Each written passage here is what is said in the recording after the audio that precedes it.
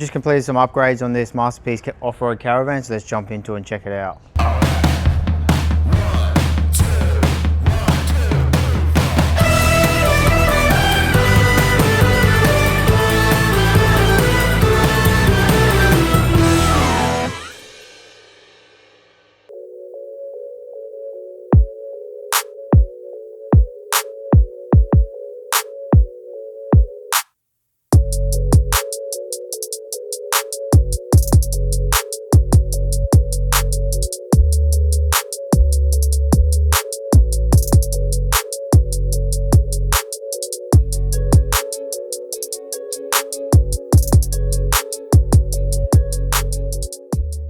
So just starting at the front here, so the customer's just got some Bluetooth little sensors for their tire pressures. So he's got a repeater on here just so that we could get it from the car. So we've just gone ahead and installed that just on the A-frame here.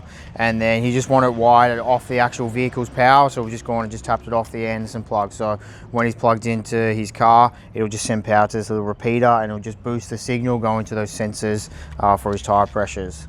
And then jumping around to the side here.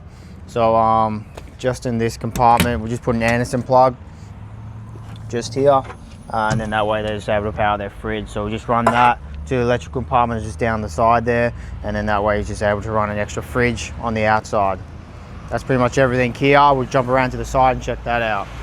Yeah, so just down the side here, so all the electrical is actually housed in this compartment here. It's a pretty nice setup from the Caravan manufacturer to house everything in here. It just makes it super simple for troubleshooting if you ever want to add stuff in. So just inside here is where you'll see all the Victron gear.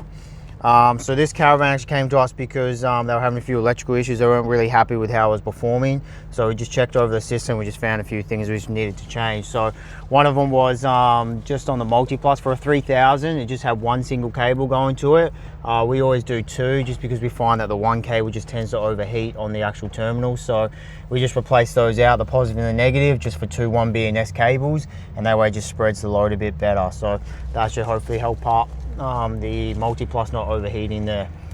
Another upgrade we've done is they had the old DC-DC charger from Victron, so it was only about November last year that they released the Orion XS, which just has Bluetooth functionality. So we just swapped it out for that one. It was also the 30 amp, where now the Orions are 50, so we've just upgraded that, and then that way we're just able to add it to the VE network, and then they can see everything on their Bluetooth app. And then they're obviously getting an extra 20 amps of charge. So we've just upgraded that one. And then we've just added this MPPT 7515. They've just got a solar Anderson point that we just put in underneath for a blanket. So we've just gone ahead and added that MPPT in so they can now plug a blanket into their system. You can see just under here is where they actually house. So that's just the Anderson plug there, just on the red one. And then we just decided this just had a normal Anderson with no cover on it. It's just a power outlet, so we'll just go on and just chuck that cover over just to put a waterproof seal on it, just so it's a bit better and just, yeah, it doesn't get affected by all the dust and water from underneath the actual van. Apart from that, that's pretty much everything here, apart from a few little upgrades we've done with just reconfiguring it, because there's just a few of the items weren't configured correctly. But apart from that, that's pretty much everything we've done in here. So let's just jump inside and see what we've done in there. Yeah, so just inside now, so this is where the batteries are housed. So yeah, they've just got three 300 amp hour batteries. The problem they had here was they just had them all linked to each other, so you could probably see that they've just got two terminals on each one, and what it allows you to do is be able to link them. Obviously the downside to that is if you just bring two cables in and then link them all, you can get uneven loads between each battery, and then you can get different batteries at different capacities due to getting uneven discharge. So what we always tend to do is we chuck the quad mega in, and then we just send each individual battery to that quad mega, and then we send the power from that out to all your systems from there. So then that way it just allows for even discharge from each battery. So we're just going to just rewire those, and then same with all the negatives. They're all just going to either a shunt, but in this case the customer wanted to have a battery isolator installed, so we'll just go ahead and install that. So we'll just send them all to the actual battery isolator.